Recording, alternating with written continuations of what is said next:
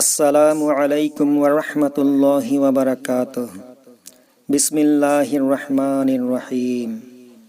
পবিত্ৰ ৰমজান উপলক্ষে একমাত্ৰ উম্মতে মুহাম্মাদিক এনে 5টা বস্তু দান কৰা হৈছে যি পূৰ্বৱৰ্তী কোনো উম্মতক দান কৰা হোৱা নাই। 1 নম্বৰ, ৰোজাদাৰৰ মুখৰ গোন্ধ আল্লাহ তাআলাৰ ওচৰত মিস্ক অৰ্থাৎ মৃগনাভিতকৈ অধিক পছন্দনীয়। 2 নম্বৰ, ৰোজাদাৰৰ বাবে সমুদ্ৰৰ মাছেও ইফতাৰৰ সময়লৈকে দোৱা কৰি থাকে।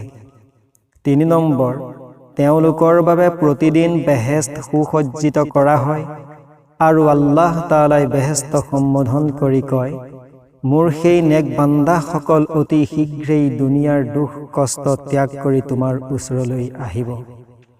4 নম্বৰ, এই মাহত দুৰ্বৃত্ত শয়তানক কাৰাৰুদ্ধ কৰা হয়, ফলত সি অন্যান্য মাহৰ দৰে পাপ কৰ্ম কৰাব নোৱাৰে।